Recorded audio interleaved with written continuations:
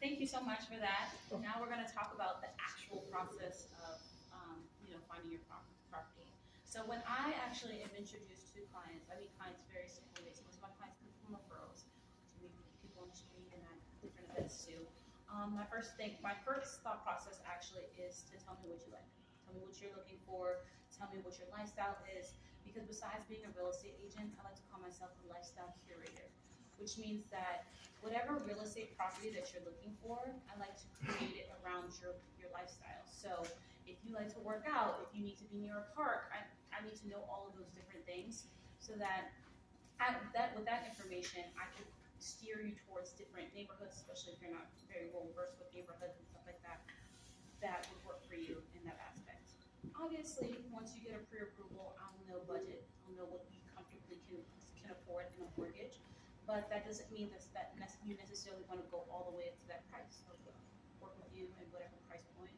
Um, in New York City, like I mentioned before, there are two different types of properties, main properties. There's also townhouses, which are a different topic. But when you are looking in a co-op and a condo, and those two different properties, they take into account something called debt to income ratio, and that's how much debt you have versus how much income you make.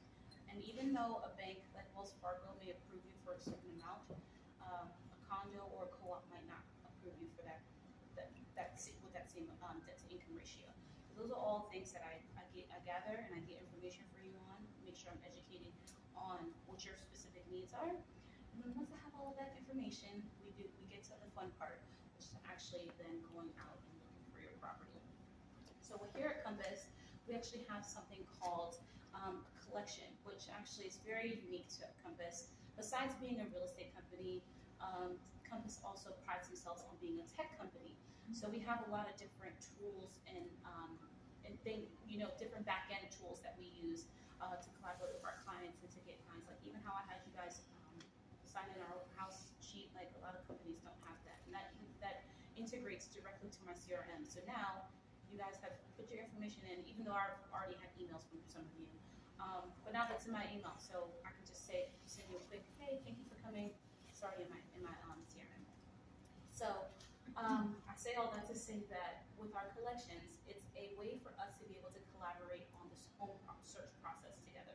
So I know you guys have been on Zillow. You've seen Zillow. You've seen Trulia, all of those different websites where you can go and look for properties. One Compass, we're actually one of the most visited real estate company site in the country. So that's all over the United States. Compass is the number one, besides like a Zillow or something like that. We're the number one real estate company that is visited. We have the highest traffic because we actually have the highest number of properties as well. So besides properties that are listed by myself at Compass or other Compass colleagues, we also have properties that are listed by other agents as well. So we like to tell our clients to go to compass.com and look and start searching for your property, for properties that you like. But before you even do that, I will send you, or if you work with another team member or Compass agent, we send you a link to a collection, and that collection is a way for us to be able to collaborate on the home search process. So I put in properties in there based on the criteria that you gave me and what the information that you gave me, depending on what you like, the size of the apartment, the price point, things that I think that might work for you. Now, sometimes you might see things in a picture, and me being a real estate expert, I know that the pictures do not read in person, and I cannot tell you how many times I have had a client that was like, that doesn't look good. I take them to the property, and that's the property they end up going with.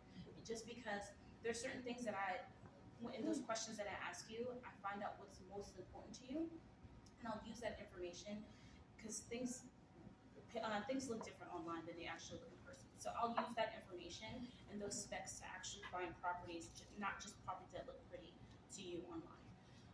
So in that collection, you'll see a bunch of properties, and you're able to collaborate. I like this one, this one. This one's a little too small. If you see the square footage, this floor plan doesn't work for me. We're able to collaborate on that way.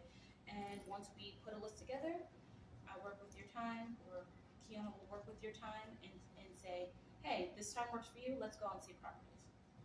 Now, the property viewing process may seem kind of straightforward to most people, but sometimes York City, we have a very unique real estate flow, I say. It's different from other places. I'm originally from Maryland, so I can tell you that for sure. I first got my license in Maryland, and then I came here. And on Saturdays, we show property. We show a lot of houses on Saturdays. Here, not so much because of the Jewish Shabbos. So Fridays are also a day that we would show properties, but sometimes people are in synagogue on Fridays. So I like to call the best day of the week to see properties, and that is on a Sunday, and that's open house Sunday. I like to call it. Most brokers, if they have a property that's new on the market or that's they want to just show, they do an open house on Sunday. Most of the time, it's just open, and we can go in whatever time they have listed. We can go in. Sometimes it's by appointment, which means I have to make an appointment with the agent, and then they'll tell us whether they have that time available, and we have to go. During COVID, everything was by appointment, and honestly, it was a pain in my butt because it was very difficult to time things, and people want, when I'm with my clients, and I actually just did we did an open house tour this past Sunday with a new buyer that I have, and we were walking slow. Sometimes we would get to a property quicker than we were supposed to, or sometimes we were a little delayed, and it's just because we had things back to back. So having a specific time that you have to be there was a little bit more difficult for us, but that's kind of how it usually works. That doesn't mean that you can only see properties during that open house Sunday. It's just the best time. Any day of the week, really, we can show. It's just it might not work for the other agent, or it might fluctuate. Every property, most of the time, has a corresponding listing agent who's representing the seller of that property. So that's something to note too. That there is usually an agent on the other side, and we have to work within their schedule. So after we go around to all of these properties, and you see different properties that you like and that you found the one. What we go through is like the offer and negotiation process.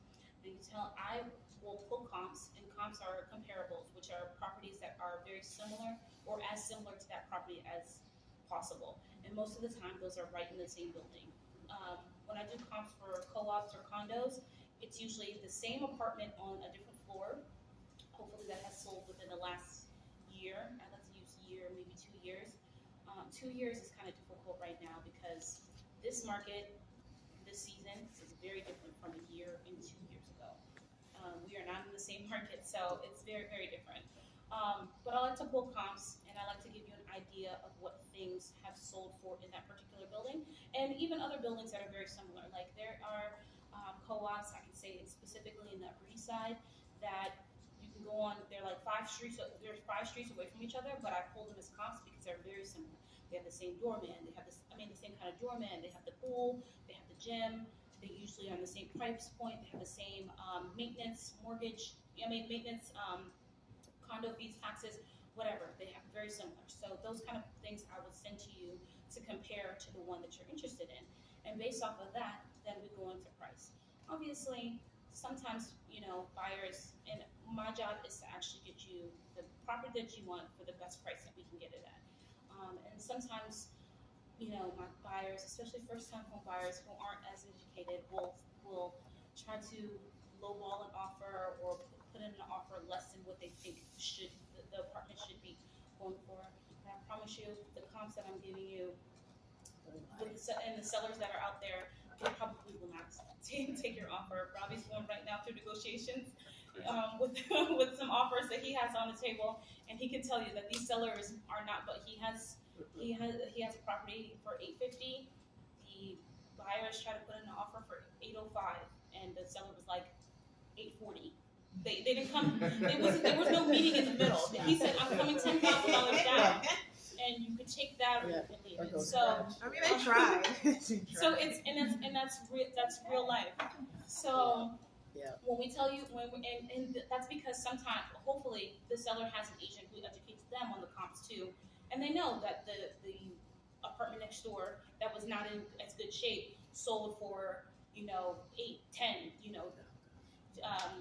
2 months ago. So sellers are educated as well. So when we give you price suggestions, hopefully you'll feel comfortable offering what our suggestions are. If not, we can definitely put in an offer see what they say.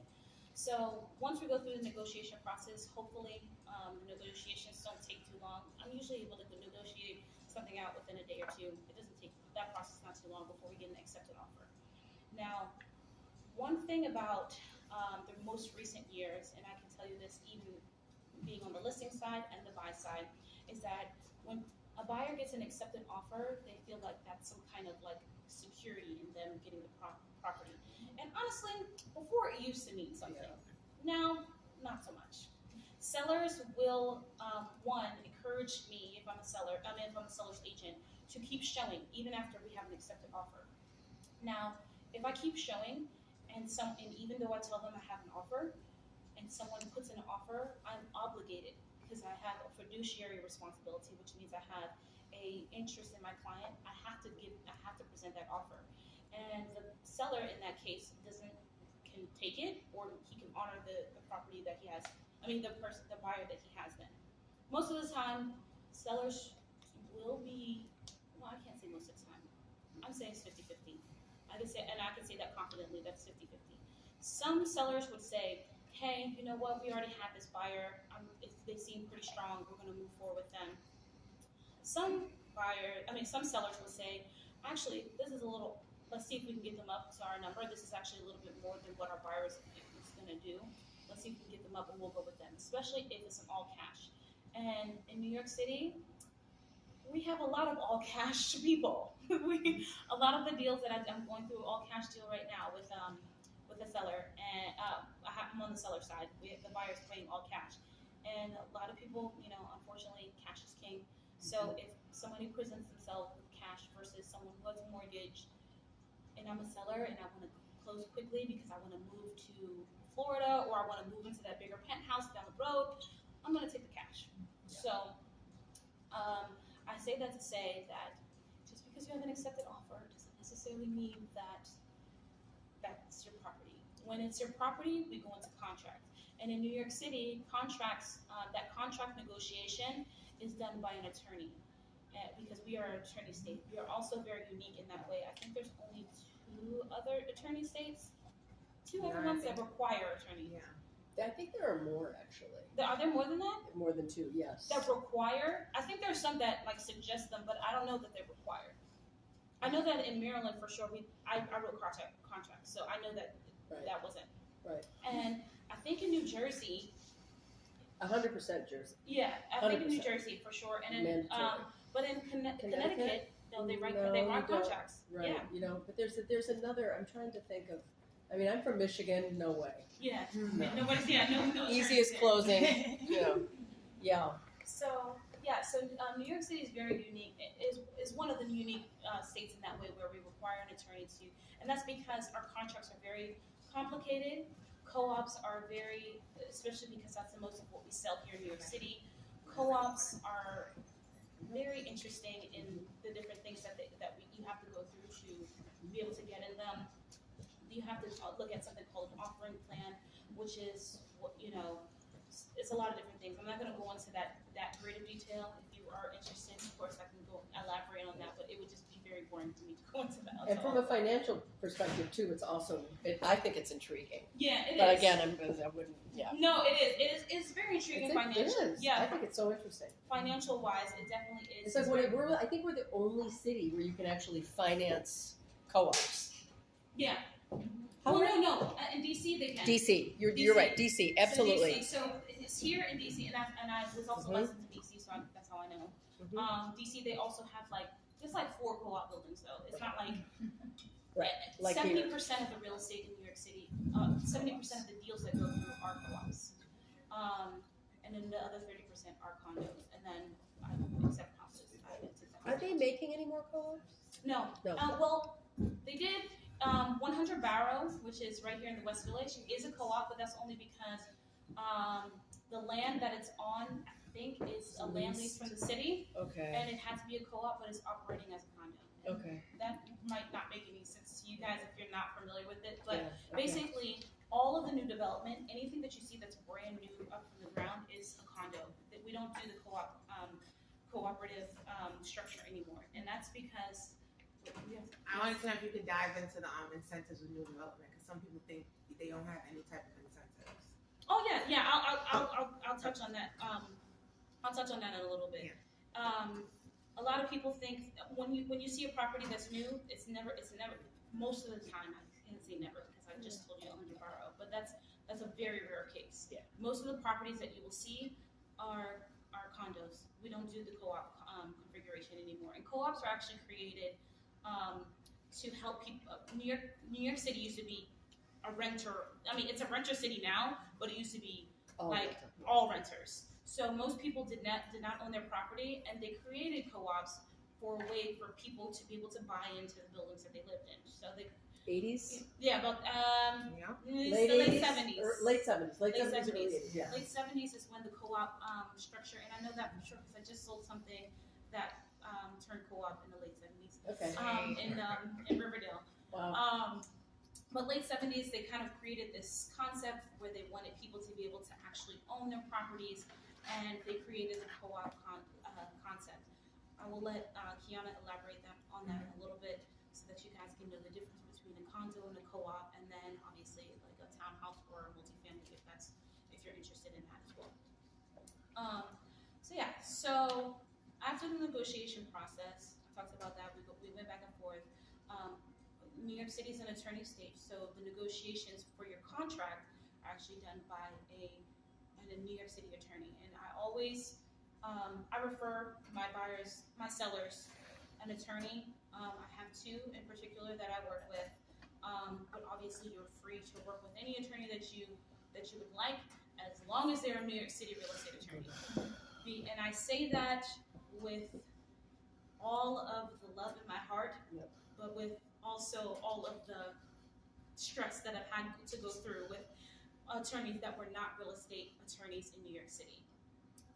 New York City is very, very unique in our real estate. I mentioned that before. So having an attorney that even does real estate in not Westchester. Westchester, they usually are good. Like say they do real estate law in Connecticut. They do not know the nuances in New York real estate. So I always suggest, and I always refer at least two attorneys that I work with. I have one that I particularly work with. I just went to her birthday party this past weekend. We worked on so many deals, and I love to work with her because she's very diligent. She gets back to you on time. But if you are going to go with an attorney that you have on your own or that you know, I always try to make sure that attorney is a real estate attorney in New York City. It is very, very important. So once you have that real estate attorney, they negotiate with the other side. The seller usually has an attorney that they go unless they are attorney, which has also happened to me, which is not the best way to go either. Some of the deals that I've gone through, you guys. But usually the seller has their own attorney. They negotiate with our attorney. They come to a meeting of the minds. And once your attorney is satisfied with the contract, they will present you with the contract to sign. They'll go over the nuances in the contract, any little issues or anything that you wanted in the contract as well. Because New York City is when we do contracts, we do not do inspections after our contracts. So anything that you saw beforehand that you wanted to be fixed in the apartment, anything that if you want to have an inspection and you did it beforehand, anything you found in that inspection report, all of that has to go into your contract before you sign it, and your attorney will make sure of that. That's another unique thing about New York City because most states do contracts contingent on inspection. Most of your contracts here, you will see that they're as is. So the property is as you saw it when you said that you wanted to purchase it, or as it is. You're going to purchase it how in the condition that you signed the contract in. So that's something to note that that's the case. So once we get you in contract, you can breathe a little sigh of relief because now the seller can't do anything because they're locked into that contract just as you are. So with your contract, you actually give something we call an earnest money deposit or escrow amount. People call it different things. It's usually called escrow outside of the city. People just say, half your down payment or earnest money here in New York, and that's usually half of what your down payment would be, or it is 10% of the deal if you're doing all cash. So that they hold in an escrow account and is held by the seller's escrow account, the seller's attorney's escrow account, not the seller. The seller doesn't touch your money until you close. So the seller's attorney holds your money, and then you're in contract. So after contract, we do something. We have to wait a little bit. One, the wait after contract is the most annoying part in New York City because banks our mortgage people have to wait on certain stipulations from the particular building that you're selling in. They have to send out someone that will inspect the property. That's not an inspection, that is actually an appraisal. So they're appraising the value of the property, and that's a third party. That's not attached to the bank, it's not attached to us. It's someone that's just a contractor that does appraisals for a living, and they give their opinion of what the market is. Most of the time, I've only had 2 deals where the appraisal did not come back correct, come back to the number that we had, and we renegotiated both of them. And at the second time, they both came back to the number that we, if not more than the number that we agreed on. New York appraisers are pretty savvy on what the prices should be, and that's because they, just like us, they use the exact same comps we do. So if I'm pricing something, or if you're buying something at a certain price point, 9 times out of 10, I know that the price is probably a good price for it because I have the comps for the building, and these are the same comps that the appraisals for the banks use. So once we get appraisal, the appraisal goes back to once the appraisal comes back at the price that we're paying for it, hopefully not more, not less than what you're spending. We have to wait on the bank to give you something called a clear close. During that time, if you are applying for a co-op and even a condo, this doesn't obviously apply to houses because you don't have to talk to any boards. We go through the board application process. And I say condos and co-ops because both of them do have board applications. Condos have something called right of first refusal, which means that once the seller says yes, they have to say yes, or they have to purchase it from the buyer. The only loophole to that is if the person has like a criminal background and that goes against the building's bylaws, or actually I think that's probably it. Or if somehow they found in your background that you weren't who you say you were, or something like that. Those are the only 2 times that I think. I've never had a condo board turned down, so it's never happened to me because it usually doesn't happen. Like once you are in contract, once I do my due diligence, once the seller does their due diligence, it's usually going to go through. So in a condo, you usually are kind of, you're good once you get into contract. On a co-op, on the other hand, in the co-op you have to do a whole board application, which historically used to be like, I've done a board package, one package that had over 500 pages, and before we used to have to print them out and print out 4 or 5 copies for all of the board members, which used to be the bane of my existence. Now they don't do that as much anymore. They don't require you to print them out. Though I did see a colleague of mine printing theirs out the other day, which is insane. Yeah.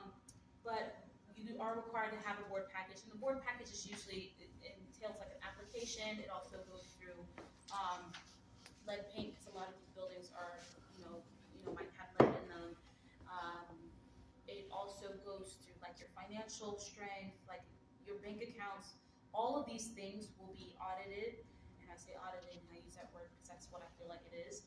And it will be audited by a board that is comprised of people who live in that particular building in a co-op.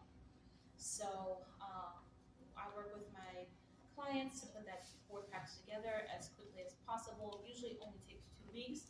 I just finished a board package that actually took us 2 months. Yes, it took us 2 months to complete, and that usually doesn't happen because in the contract it says that you're supposed to finish in a certain time. But in this particular case, we had to draw it out a little longer because of certain situations. But it usually only takes like 2 or 3 weeks. I've had to take a month just because clients were slow getting paperwork in, or they wanted to wait for a bonus to hit. Like there's all kinds of different reasons why we have to wait a little bit to get our board package in. But the norm is like 2 to 3 weeks. So once we complete that board package, we will submit it to the board. well, actually we submit it to the management of the building. So buildings are managed, all buildings, even condos, co-ops usually have a management company. And we will submit it to the management company, and the management will look over it, make sure that everything is in it, that needs to be in it, is in it, and then they send it on to the board. After the board reviews it, they can take, honestly, however long they want to review a board package. And I say that because sometimes I've been in situations where boards took 4 months to get back to us about a board package. So usually when my clients are looking for a co-op, I like to give them a time frame of at least 4 months. Sometimes it's quicker. I've closed co-ops in like a month and a half, 2 months. But most of the time it takes at least 3 months because most of the board members, one, they have jobs, so you get that. Sometimes they don't. They go on vacation. If one board member's not there, the board won't meet. There's all kinds of with co-op boards, there's all kinds of ups and downs and twists and turns in the process. So sometimes we just have to wait for the board. Most of the time, it usually takes a month to come back. It's like a good board, a solid board, and I like to ask about boards before I even put in an application from the selling agent if I'm on the buyer side, just to see like, hey, what are they looking for? Hey, is there any nuances that we need to know about? How long did they take? Are they quick? When do they meet? That's another good thing, because if I know that a board is going to meet, because boards usually meet once a month, if I know that they're going to meet the following week and we are working on a board package, I will try to rush to get that board package in before they meet so that we get our board package seen at that meeting. Once the board reviews your package, or once the condo building, condo management, condo board reviews your package, it gives us the green light, which is hopefully everybody. I can say that I have a 87% approval rate once we get into that process, which would have been more, but I got a board turned down 2 months ago too. But we end up selling it still to somebody else, so it works out. Usually, once I get you to a contract, I know that you're going to go through boards. I'm very diligent at making sure that your paperwork and all of the information that you told me is correct, so we can get to that end goal, which is approval. And once you have that approval from the board, and hopefully you'll have approval, or what we call clear to close, from your bank, we're ready to close. And that's the best part. So when we're ready to close, we wait for the building's attorney, because the buildings usually have their own attorneys that are for their interests.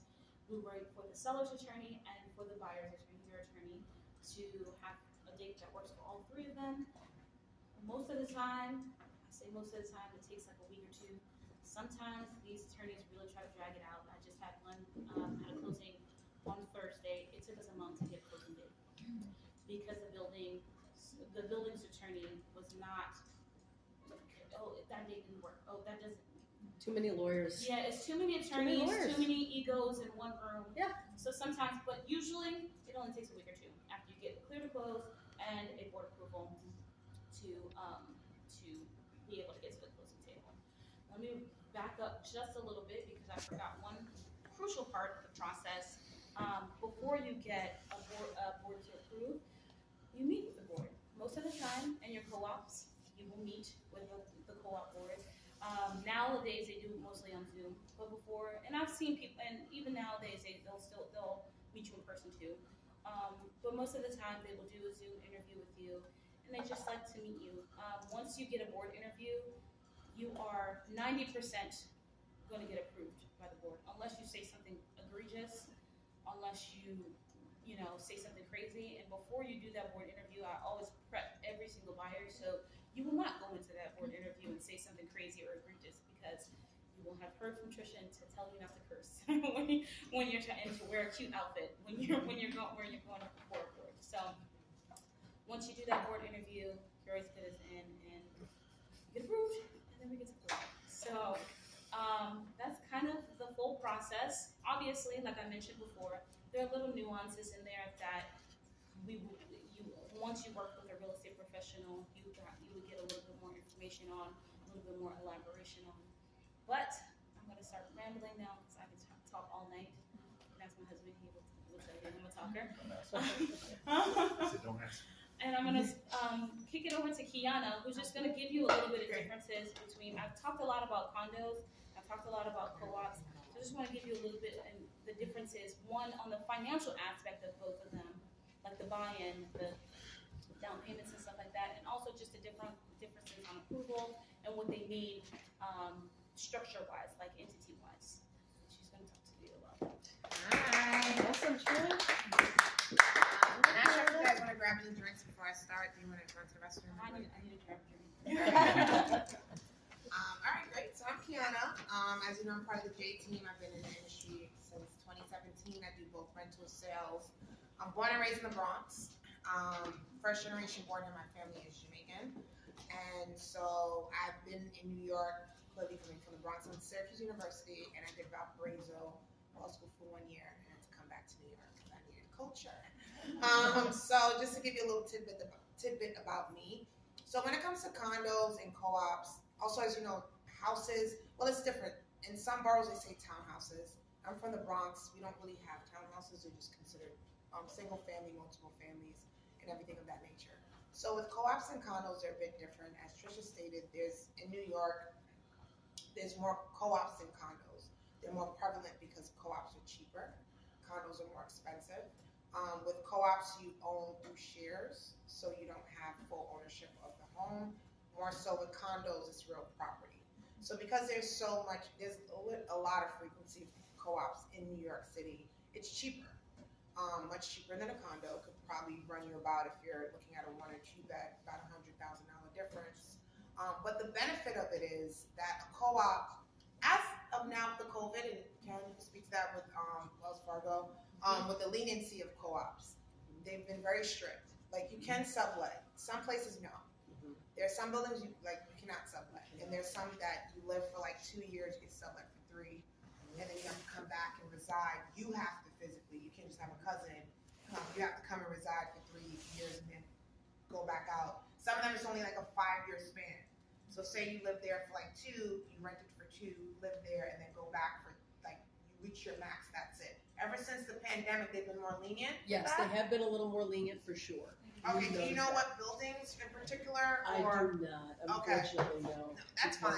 The thing is, with the benefit of that is, I think also too because of the pandemic, they see that owners been missing out a lot. Right. It's a great way for them to make money on the investment side. Right. But do keep in mind, I tell people, even though you can rent through a condo co-op, there are fees attributed to it than opposed to a standard rental. Condo co-op fees, it could be $500 move in, move out. Some of them are refundable, some of them are not. So kind of keeping that in mind. Approval for co-op rental? Pardon me? Approval for co-op rental? Yeah. And also the fees for it. Co-op and condo rentals, they both have fees. Actually, they come around to $2,000-$3,000. That's Yeah, outside. I just closed one. Yeah. The renters, the rent on that apartment is $6,500. They have to pay $2,700 in non-refundable condo fees, and that's condo, not co-op. That's condo fees. In a condo. Mm-hmm. But also keep in mind the leniency and stuff you have in freedom with the condo. Right. They're allowed to sublet. So, and with that being said, what I like about that is like the doorman bill. No one's watching you. They don't care what you do because it's freedom. But with co-ops, they know what the extent is, so you don't have that in terms of freedom, in terms of subletting. So just being very mindful of that. And if you try to do something on the back end, it is illegal. You'll be fined. So just being very mindful of it. Another thing with co-ops that I've recently had with Westchester, New York, which is part of the Bronx. My client, he got denied, but he lied. So, it's trade for trade. It's terrible. But the building was very strict. It's 30% DTI, debt to income ratio. And that's very big. Luckily with my client, he was working with the mortgage lender that held his hand every step of the way, which is good. Karen will do the same thing. Step of the way as you need to know the formula of the co-op and you need to crunch your numbers. I can't do that because, sometimes buyers lie. It's nice. I'm really good at that. Yeah. And I teach everybody. You will understand why and what. Can you do a summary of what the formula is? I can. Okay. I can. It's really simple, and I always say that it's 4th grade math. Okay. So we do everything, think of it in a monthly payment, always, right? So we figure out what your new mortgage payment is going to be, and it's going to include the co-op monthly maintenance. So let's just say it's $2,000 all in, which is very low, but let's just pretend it is. So there's your mortgage payment set aside. Then we look at your credit report and we take any minimum monthly payments that are on that credit report. Any. And any student loans also. If it's not credit cards, student loans, car payments. All right, so we take that number, and if you already have another house, we'll take that number too. So anything that's on your credit report, we add it to your new monthly mortgage payment, right? This plus this, fourth grade math, we get a number. Then we take that number and we divide it into your gross monthly income. Let's pretend you make $100,000 a year. Divided by 12, that equals $8,333.33. So we take that number, that mortgage payment plus the debt on your credit report, add it up and divide it into that. And that's going to give us the debt to income ratio. It's so easy. And I usually show people. And then people are like, oh, okay, cool. And then they know that they're looking, they're going to be like, okay, well, my debt to income ratio is 40%. Often the bank will approve you because they like you. You pay your bills on time, you got money in the bank, but the co-op board's going to be like, mm-mm. The bank is more lenient than the co-op board in many cases. So that's all. Yeah. No, it's good. I'm glad that you explained it because like some people get a little caught up with it and get very discouraged. Now there are boards that are strict. Yep. In New York City. Luckily, we're working through legislation becoming a little bit. Co-ops have to divulge why they turn down people. When is that?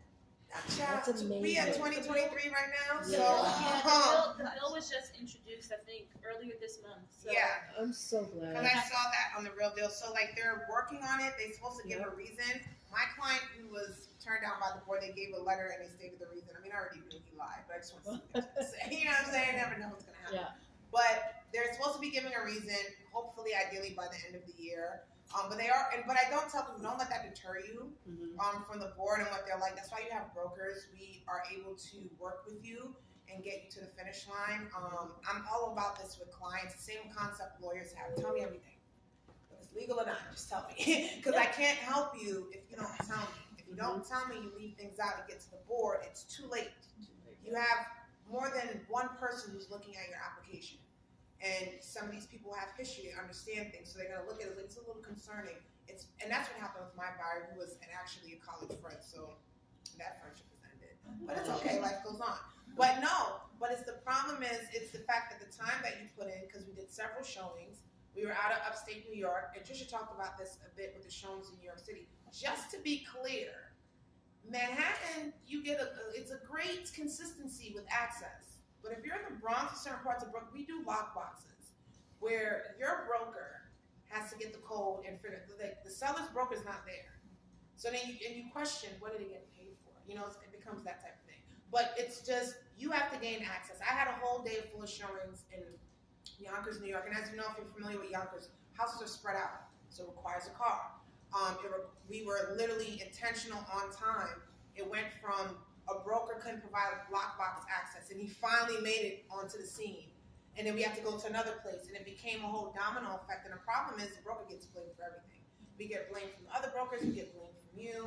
I'm very fluid with my appointments because that's people's time. And sometimes on these showings, it's the owner there. I love showings like that because at the same time, you want to show as if you have interest in the home, because you never know. You may go back home and change your mind and be like, I want to do that home, but now we want to negotiate. The owner's like, I remember your attitude. No. And that does happen. People are very petty. And plus, there is so much magnitude of homes in New York City. You don't have to go with one. So just kind of being mindful about that. If you're in out of boroughs, be very patient with your broker if they're representing you. And that's why you need a broker. And to tie into that as buyer's broker, you don't pay the broker. The seller broker pays the buyer broker and pays their broker. So you get all of this for free. Now, I would like for legislation to be passed, I don't know if you want to record this, that buyers should pay a broker fee, but we'll see how that plays out.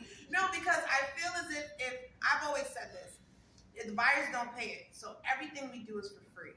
From the showings to coordinating it to you picking a home, negotiating. For me, I want you to get top dollar.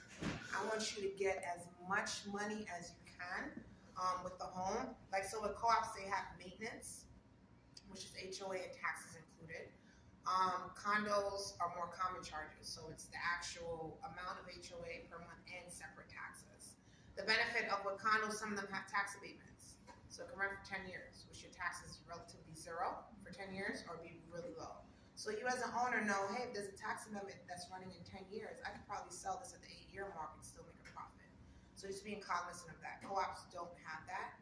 So, but you do kind of see the leniency and stuff like that. But I do tell people, do not be deterred by the co-ops with 30% DTI. That's why you have brokers.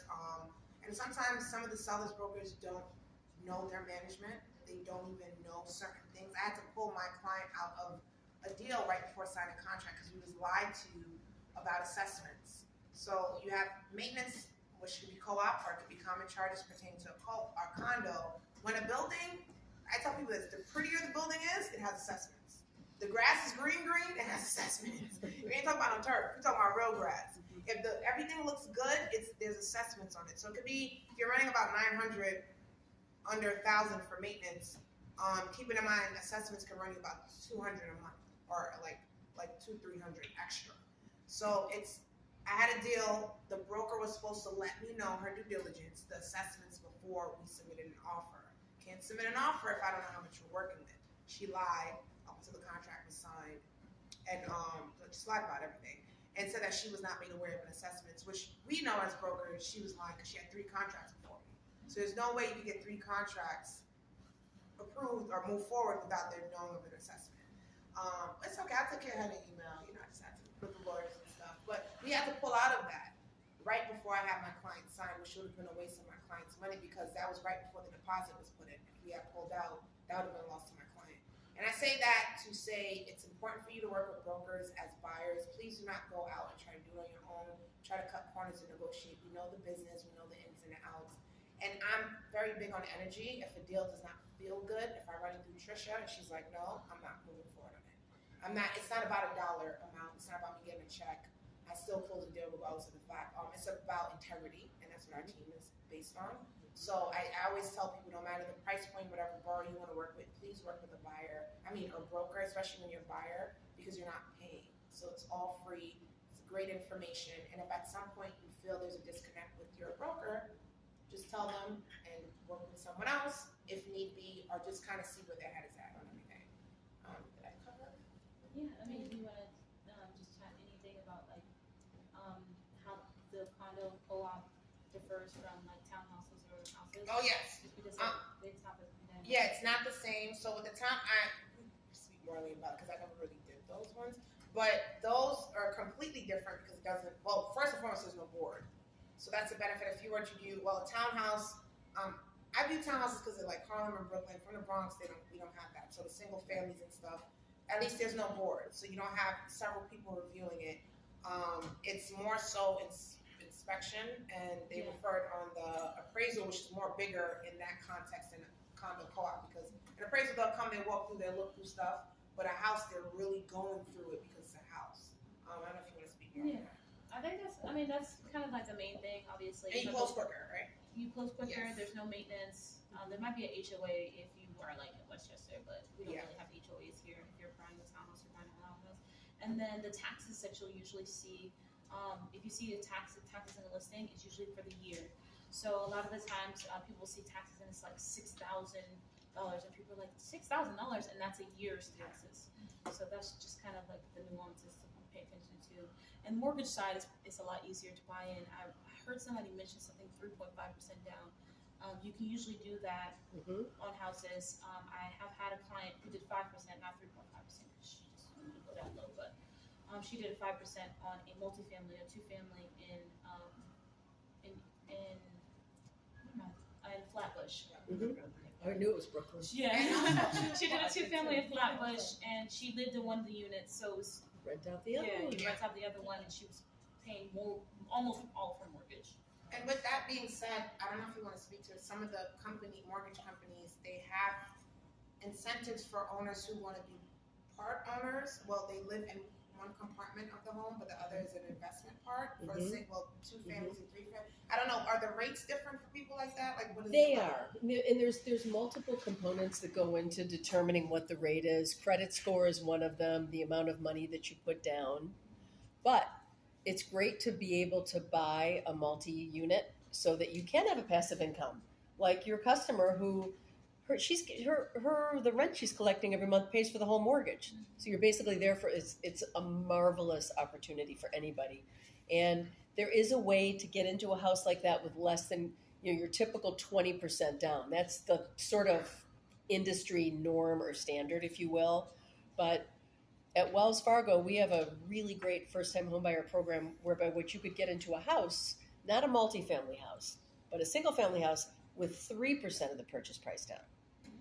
So there's a plethora of loans that I could talk to you about, but there's kind of something out there for everybody, if you will.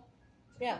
And the benefit of those 2-family, 3-family homes, if some of them on the market, I would hope if the tenants have a good rapport with the owners and they have a lease, you can just take over the new tenants. So if they have a good rapport, if it's like an eviction tenant, just get it out, because that's going to be a new headache for you. But if they have a really good rapport, you can take it over and it's already leased out. You're just moving into the compartment where you live at, and you can still have that. And you can use that as income. Yeah. So let's say your income is, you need extra income in order to qualify to borrow the money. If you've got a tenant in there, that's your golden.